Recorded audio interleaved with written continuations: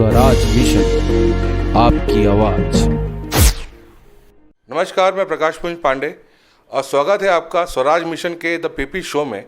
इसके पहले के एपिसोड्स में जिस प्रकार से हमने विशिष्ट व्यक्तियों के व्यक्तिगत जीवन, उनके संघर्ष, जीवन में जो उन्होंने संघर्ष किया इस मुकाम तक पहुंचने के लिए, उसके बारे में जाना, उनके पारिवारिक बैकग्राउंड के बारे में जाना, उनके जो टिप्स थे, जो उनके जो गुर थे, जो सफलता के जो उन्होंने जो एक्सपीरियंस शेयर किए लोगों तक, वो उसको दर्शकों ने जाना। तो इसी कड़ी में आज हम एक ऐसे व्यक्ति के साथ उपस्थित हैं जिन्होंने अपने जीवन में एक बहुत बड़ा मुकाम हासिल किया है और उन्हें अभी एक बहुत बड़ी यात्रा और तय करनी है। तो स्वागत है इंडियन फॉरेस्ट सर्विसेज के अधिकारी और एडिशनल पीसीसीएफ अरुण पांडे जी का। स्वागत है सर आपका। धन्यवाद प्रकाश जी।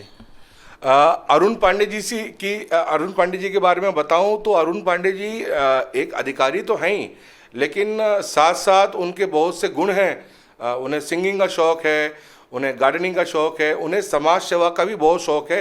वो बिना किसी को बोले, बिना अपने प्रचार के बहुत से लोगों की मदद करते हैं और सतत समाज के एक सक्रिय नागरिक की तरह वो बिना बोले, बिना अपने प्रचार किए लोगों की मदद करते रहते हैं और सामाजिक स्तर पर बहुत एक्टिव रहते हैं। तो ऐसी बहुत सी रोचक जानकारी आज सामने आएगी और हम उम्मीद यही करते हैं कि उनकी लाइफ स्टोरी से, अब तक की लाइफ स्टोरी से युवाओं को, खासकर युवाओं को बहुत प्रेरणा मिलेगी कि कैसे हम एग्ज़ाम्स की प्रिपरेशन करते हैं, एंट्रेंस की प्रिपरेशन करते हैं, पीएससी कैसे करते हैं क्लियर, यूपीएससी के लिए क्या क्या करना पड़ता है। और ये जानकारी है तो तमाम लोग बताते हैं, लेकिन जो रहस्य है, जो अनुभव है, वो अनुभव ही एक प्रेरणा का सोर्स बनता है। तो पांडे जी, पहले तो हम जानना चाहेंगे आपकी पारिवारिक पृष्ठभूमि के बारे में कि आपका पारिवारिक पृष्ठभूमि कैसा रहा, आपका बचपन कैसा रहा, आपके पिता, आपके दादाजी के बारे में थोड़ा सा कुछ बताइए। प्रकाश जी, हमारा जो परिवार है वो अंबिकापुर से बिलोंग करता है और अंबिकापुर में चौथी पाँचवीं पीढ़ी चल रही है। मेरे पिताजी मिडिल स्कूल में शिक्षक थे, रिटायर हो गए हैं, अभी हैं वो साथ में। और हम लोग 3 भाई 2 बहन हैं। मेरे बड़े भाई भी इंडियन फॉरेस्ट सर्विस में थे, रिटायर हो गए हैं और एक सामान्य मध्यम वर्गीय परिवार हमारा है।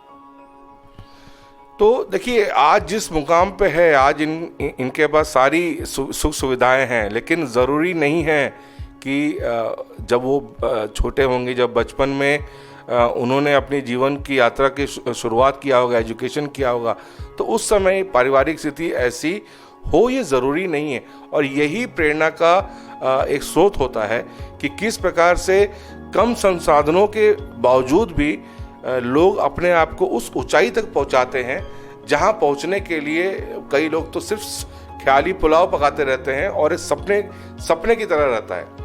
तो आपकी बचपन की एजुकेशन अंबिकापुर से ही हुई या कहीं और बाहर गए थे आप? नहीं, एजुकेशन मेरी अंबिकापुर से ही हुई 11वीं क्लास तक। प्राइमरी, मिडिल और हायर सेकेंडरी मैंने अंबिकापुर से ही की। मल्टीपर्पज़ स्कूल वहाँ का है, काफ़ी अच्छा स्कूल है। वहाँ पर मुझे हमेशा एक बात याद आती है, जैसा आप कह रहे थे कि मेरे पिताजी हमेशा एक चीज़ को कहते थे कि बाकी खर्चों में, चूँकि मध्यम वर्गीय परिवार में आप जानते हैं काफ़ी पैसे की प्रॉब्लम रहती है, उनका ये कहना था कि भले हम बाकी खर्चों में कर्टेल कर लेंगे कैसे भी, लेकिन एक विषय की कम से कम 2 या 3 किताबें खरीदो। जब मैं मिडिल क्लास में था, हाई स्कूल में था, तो इस चीज़ को हमेशा बोलते थे और उनका अपना जो भी एक्सपीरियंस रहा हो, वो कहते थे कि आप किताबें ज़्यादा खरीदो, बाकी खर्चे आप कर्टेल करके रखो। वो चीज़ मुझे आज भी याद आती है और उस बात ने काफ़ी प्रेरणा भी दी और काफ़ी सीख भी दी मुझे। देखिए, कितनी ये दर्शकों, यही छोटी छोटी बातें होती हैं कि आप बाकी अपने शौक में, खर्चों में कटौती करिए, लेकिन शिक्षा को आप प्रायोरिटी पर रखिए। शिक्षा को जो महत्व देना है वो ज़रूर देना चाहिए। और ये अभी और ऐसी बातें और सामने आएंगी, तो युवाओं से यही अपील है कि इस इंटरव्यू को देखें और इसे सिर्फ एक इंटरव्यू ना समझें, इससे एक समझ लीजिए कि जैसे हम क्रैश कोर्स करते हैं, हमारे पास गाइड होती है कि किस प्रकार के क्वेश्चंस एग्जाम में आने वाले हैं, तो आपके लाइफ में किस प्रकार के क्वेश्चंस और प्रॉब्लम्स आएंगे, उसके लिए एक क्रैश कोर्स ये साबित हो सकता है। तो अगर हमारे इंटरव्यू से अगर 10 लोग, 2 लोग 5 लोग के जीवन में थोड़ा ज़रा सा भी 10% भी फर्क पड़ता है तो ये इंटरव्यू ज़रूर सार्थक हो जाएगा।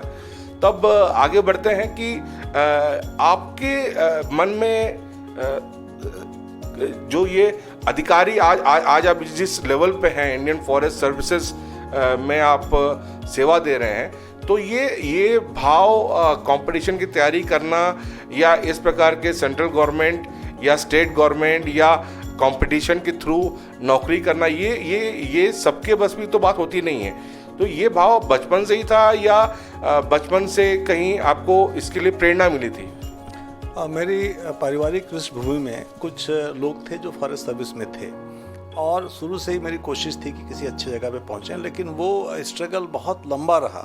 उदाहरण के तौर पर मैं अपने पहले, दूसरे, तीसरे अटेम्प्ट में भी पीईटी कभी क्रॉस नहीं कर पाया और इंजीनियरिंग में एडमिशन मेरा नहीं हुआ और थक हार के पॉलिटेक्निक में एडमिशन हुआ मेरा। तो अब यदि मैं डिग्री नहीं करता तो मैं पीएससी यूपीएससी भी नहीं दे सकता था।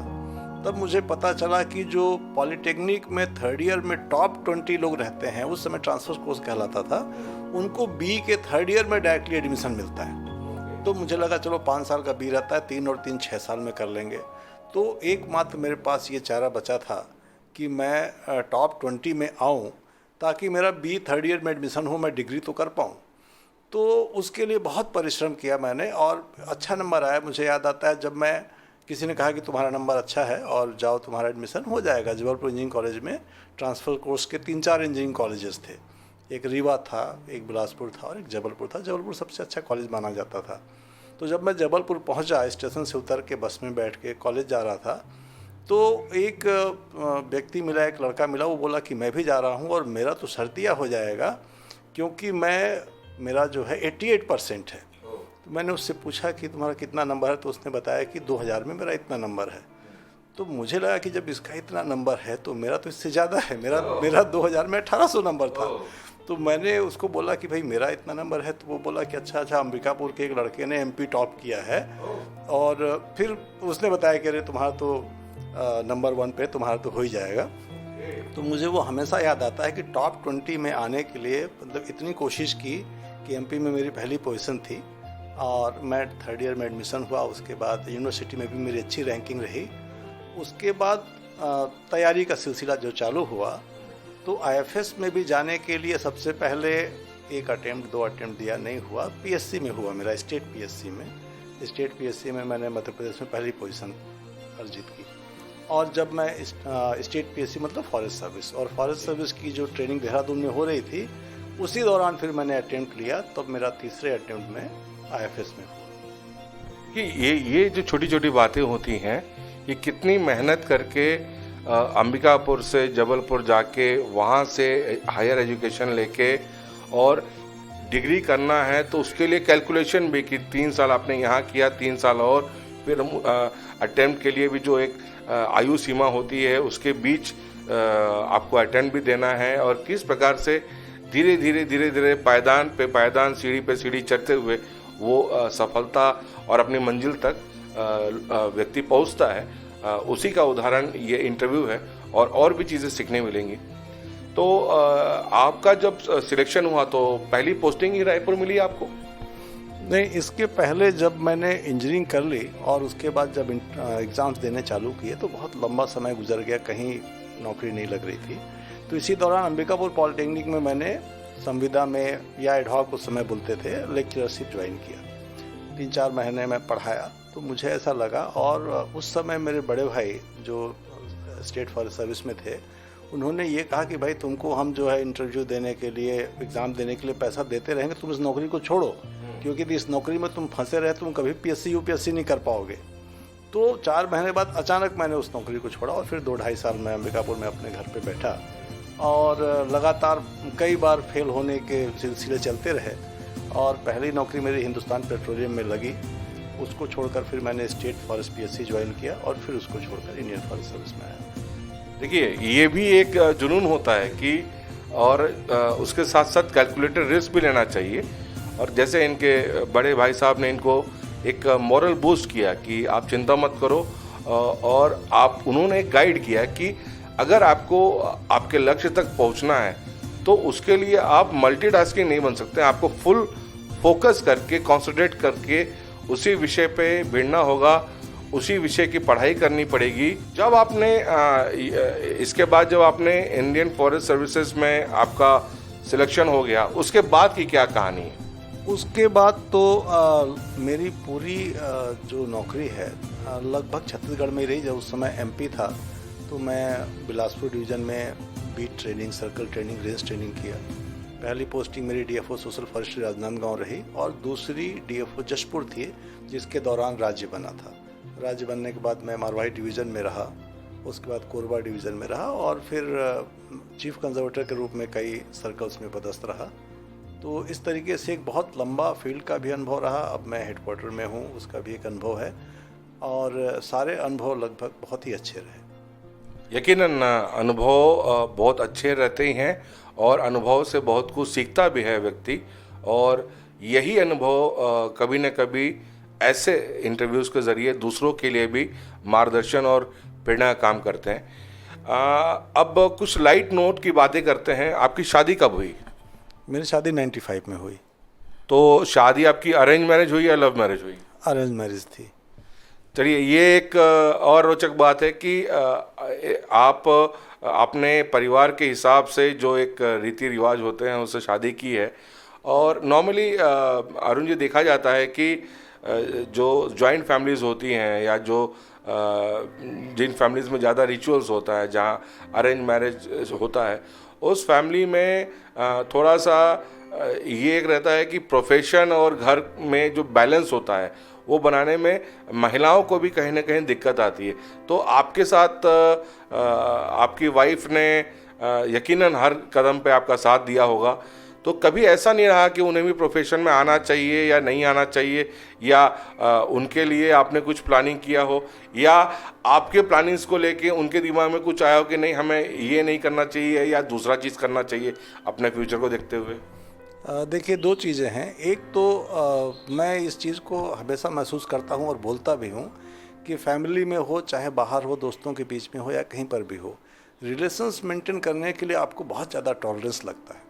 तो जब तक आप बहुत ज़्यादा टॉलरेंट नहीं रहेंगे तो रिलेशंस को मेंटेन नहीं कर पाएंगे।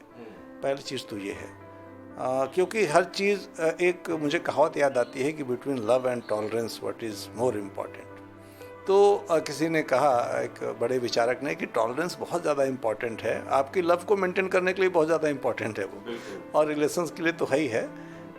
मेरी वाइफ लगातार थ्रू आउट माई करियर लगातार मेरा साथ देती रही, और वो साथ में अपनी इंटरेस्ट, अपनी हॉबीज़ अभी भी परस्यू कर रही हैं। जैसे गार्डनिंग का उनको बहुत शौक़ है, बुटीक का काम भी वो लगातार, चाहे छोटे स्तर पे हो चाहे बड़े स्तर पे हो, अपने शौक़ के लिए करती रहती हैं और लगातार अपने को इंगेज रखती हैं और फैमिली का बहुत अच्छे से केयर करती हैं। देखिए, ये होता है कि किस प्रकार से जो अलग अलग कॉम्बिनेशंस होते हैं उन्हें अपने जीवन में उतार कर कैसे एक बैलेंस बनाते हुए हर चीज़ को मेंटेन करना पड़ता है, हर चीज़ को लेके चलना पड़ता है। बच्चे हैं, करियर है, फैमिली है, हर चीज़ को लेके चलना पड़ता है। आपकी लाइफ में अभी तक ऐसे कोई अनुभव आए हों जब आपको विपत्तियों को सामना करना पड़ा हो और उस समय आपने महसूस किया होगा कि अब मैं क्या करूं? ऐसा, क्योंकि ये फेज सबके सामने आता है ताकि जो आज का युवा वर्ग है वो उससे कुछ सीख पाए। हाँ, बहुत से ऐसे समय आए। 2-3 ऐसे अवसर थे कि जब मेरे अपने प्रोफेशन में मुझे लगा कि मतलब so called very bad posting, जैसे लगा आपको डंप कर दिया गया, ऐसी कुछ पोस्टिंग्स रही। तो वो इनिशियली बहुत शौक लगा, अरे मैं तो ये कर सकता हूँ और भी लोग हैं, लेकिन मुझे यहाँ क्यों पटका गया। लेकिन बहुत लंबे अनुभव के बाद मुझे ऐसा लगा कि कई बार इस तरह की पोस्टिंग्स जो हैं, जिनको हम लूज पोस्टिंग्स कहते हैं, वो आपके लिए ब्लेसिंग इन डिस्गाइज होती है। मुझे अभी भी याद है, जब मैं इंद्रावती टाइगर रिजर्व में पदस्थ हुआ तो काम करने को बहुत लिमिटेड था। उस समय मुझे ज़्यादा पढ़ने का शौक़ हुआ। पढ़ना तो मेरा एक लगातार का क्रम है, लेकिन ज़्यादा पढ़ने का समय मिला और उस शौक़ को मैंने डेवलप किया और उसको मैंने अपने प्रोफेशन के साथ में जोड़ा। मैं फॉरेस्ट्री एंड वाइल्ड लाइफ की चीज़ें ही पढ़ा, बाकी चीज़ें जो मेरे पर्सनल इंटरेस्ट की हैं, लिटरेचर्स वगैरह, वो मैं अलग टाइम पे परस्यू करता था। और उस दौरान मैंने कुछ किताबें लिखनी चालू की, कुछ ट्रेनिंग मैनुअल्स बनाए, तो वो बाद में मेरे लिए बहुत काम आया। और इसी तरीके से हर जो 2 या 3 इस तरह की पोस्टिंग्स हुई, उस समय को मैंने जिस तरीके से यूज़ किया, तो मुझे लगा कि कभी भी डिस्करेज नहीं होना चाहिए। हो सकता है आपके लिए ब्लेसिंग इन डिस्गाइज, छुपा हुआ वरदान हो, और हर अधिकारी के करियर में ये चीज़ें आती ही आती हैं। तो हमेशा इस चीज़ को लेकर चलना चाहिए कि ये किसी अच्छे कारण से है, हो सकता है इसके बाद और अच्छी चीज़ मेरे लिए निर्मित हो। एक कितना बड़ा सीख है कि हमेशा पॉजिटिविटी ढूंढनी है, नेगेटिविटी में भी पॉजिटिविटी होती है। जैसे अगर इम्पॉसिबल को अलग करेंगे तो that becomes I'm possible. So आपको हमेशा नेगेटिविटी में पॉजिटिविटी ढूंढनी है। अपॉर्चुनिटीज हर जगह होती हैं, अब उसमें से क्या बेस्ट आपके लिए है वो आपको ऑप्शन ऑप्ट करना है और ज़िंदगी में आगे बढ़ना है, यही इंपॉर्टेंट चीज़ है। अब बात करते हैं थोड़ा सा इनके हॉबीज़ के बारे में। जब भाभी जी की हॉबीज़ के बारे में मालूम अरुण जी ने बताया, आपकी हॉबीज़ क्या है? नॉर्मली सोशल मीडिया पे आप गाते हुए आपको सुना गया है, मैं भी आपको कई बार देखा हूँ। तो गाना तो आपको पसंद है ही, इसके अलावा और क्या क्या पसंद है आपको? गाना तो एक अच्छा पास टाइम है। कई मेरे दोस्तों के साथ हम लोग अक्सर बैठते हैं, लेकिन मुख्य रूप से मुझे हमेशा लगता है कि हम लोग, सोसाइटी ने जितना दिया हमको, हम रिपे क्या कर रहे हैं। अपने लिए तो सब कुछ है, ठीक है, ऑफिसर्स हैं, पैसा है, सब कुछ है, अपने लिए तो हम सब कुछ कर पा रहे हैं, लेकिन मुझे लगता है कि हर व्यक्ति को कुछ ना कुछ अंश सोसाइटी को रिपे करने में जब तक नहीं लगाएगा तब तक उसको बहुत चैन नहीं आएगा। यदि थोड़ा भी सेंसिबल थिंकिंग पर्सन है तो अल्टीमेटली मैं सोचता हूँ कि कभी कभी मेरा लॉन्ग टर्म ऑब्जेक्टिव क्या है। शॉर्ट टर्म ऑब्जेक्टिव तो मेरा 60 साल में समाप्त हो जाएगा, तो लॉन्ग टर्म ऑब्जेक्टिव में मैं जितनी भी प्लानिंग करता हूँ वो अल्टीमेटली कहीं ना कहीं जाकर सोशल सर्विस की ओर ही मुड़ती हैं, और हो सकता है कि मैं इसी में जाऊँ फाइनली। ये देखिए, ये एक बहुत बड़ा मैसेज है कि आपका एक किसी भी व्यक्ति का एक प्रोफेशन में काम करने का पीरियड होता है, एक समय होता है, वो अपने उम्र के उस समय तक वो काम जरूर करता है, लेकिन उसके बाद क्या, आपको एक जीवन मिला है, इस जीवन में क्या क्या आप समाज के प्रति जो जवाबदारी की और उसके प्रति जो जवाबदारी के प्रति जो जिम्मेदारी की बात अरुण जी कर रहे हैं, ये बहुत बड़ा संदेश है कि समाज के प्रति भी प्रत्येक नागरिक की एक जिम्मेदारी होती है और उसका निर्वहन उसे करना चाहिए। कहीं ना कहीं गाय बगाए ये खबर आती रहती है कि आप बहुत से लोगों की इनडायरेक्ट मदद कर देते हैं, गरीबों के लिए हुआ या समाज सेवी संगठनों के लिए हुआ। तो आपको कभी ऐसा नहीं लगता है कि इसका प्रचार भी होना चाहिए? मुझे ऐसा नहीं लगता है। कई बार ऐसा हुआ कि कुछ मेरे रिलेटिव्स कह लें या परिचित कह लें या दोस्त के लोग कह लें, वो किसी नौकरी के लिए कि भाई मुझे डेली बेस में कहीं लगा दीजिए, कुछ बहुत अच्छे लड़के, तो मैंने उनको बोला कि देखो, पढ़ने में सबसे कम पैसा खर्च होता है, तुम्हारी जितनी क्षमता है पढ़ो, यदि कुछ नहीं होगा तो कुछ देखेंगे तुम्हारे लिए, लेकिन यदि आप अभी डेली वेजेस में लग गए, यदि मैं पॉलिटेक्निक में अपनी नौकरी कंटिन्यू करता लेक्चरशिप की तो वहीं रहता। तो मैं ऐसे लोगों को कोशिश करता हूँ कि उनको पढ़ा लूँ जितना उनका दम है, उसके बाद फिर उनकी किस्मत और उनकी मेहनत काम आएगी, और इन चीज़ों का प्रचार प्रसार नहीं होना चाहिए। देखिए कितनी सादगी से इन्होंने और साफ गोई से अपनी बातों को रखा दर्शकों के सामने, और यही देखिए हमारा भी उद्देश्य यही है कि ऐसे इंटरव्यूज से लोगों को प्रेरणा मिले कि वाकई इंसान का एक जो जीवन मिला है उसमें उसको क्या क्या करना चाहिए और कैसे कैसे करना चाहिए, अपने प्रोफेशन के साथ साथ अपने फैमिली और साथ ही जहां हम रहते हैं वहाँ आसपास पड़ोस में और समाज के लिए भी हमको एक जिम्मेदारी निभानी चाहिए। अंत में एक मैसेज जो आप युवाओं को देना चाहते हो? मैसेज केवल यही है कि मुझे लगता है कि लाइफ में कुछ अचीव करने के लिए कोई शॉर्टकट नहीं है, कड़ी मेहनत के अलावा कोई विकल्प नहीं है, और यदि आप मेहनत करेंगे और पॉजिटिव तरीके से करेंगे तो पॉजिटिविटी आपकी मल्टीप्लाई होती जाएगी और आपको हर तरफ से सपोर्ट मिलेगा ताकि आप अपने लक्ष्य को प्राप्त करें। जो बच्चे कंपटीशन की तैयारी करते हैं वो कई बार कंफ्यूज रहते हैं, उनके लिए आप क्या संदेश देंगे? उनके लिए यही संदेश है, देखिए अभी बहुत मार्केट में तरह तरह की कोचिंग इंस्टीट्यूट्स हैं और सभी चीज़ें हैं, लेकिन आपका जो कमिटमेंट है, मुझे अच्छे से याद है कि जब मैं तैयारी में भिड़ा था तो मैं अंबिकापुर से इलाहाबाद गया और इलाहाबाद जाके जितनी किताबें हो सकती थी सब खरीद के लेके आया और अंबिकापुर में पढ़ना चालू किया। इसी बीच कुछ लोगों ने कहा कि दिल्ली जाइए। दिल्ली जाके मैंने देखा वहाँ सर्वाइवल इतना कठिन था, रहना, वहाँ टिफिन में खाना, लोगों के हेल्थ ख़राब हो रहे थे, और जो वो पढ़ा रहे थे उसको वो सब अवेलेबल रहता है। तो कई बार ऐसा होता है कि आप बेसिक कोचिंग लेके आ जाइए, लेकिन जब आप बहुत कमिटमेंट के साथ बैठ के पढ़ेंगे, डिलीजेंसी बहुत ज़्यादा पे तो काफ़ी मुश्किल होगा। इसलिए वो कमिटमेंट और वो डिलीजेंसी आप में रहे तो आप ज़रूर सफल होंगे। बिल्कुल, समर्पण बहुत ज़रूरी है। और ये चीज़ें, ये जो बातें अरुण पांडे जी ने दर्शकों के साथ शेयर की हैं, और हमारा उम्मीद यही है कि इस इंटरव्यू से जो आज के युवा हैं, जो लोग हैं, वो चीज़ों को सीखें।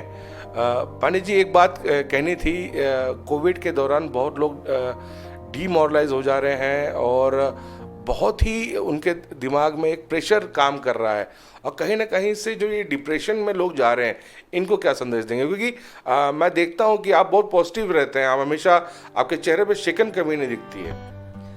मुझे हमेशा कुछ चीज़ें बहुत प्रेरित करती हैं। जैसे एक बहुत पुरानी कहावत है कि every cloud has a silver lining. तो और हिंदी में कहते हैं कि हर रात के बाद सुबह होती है।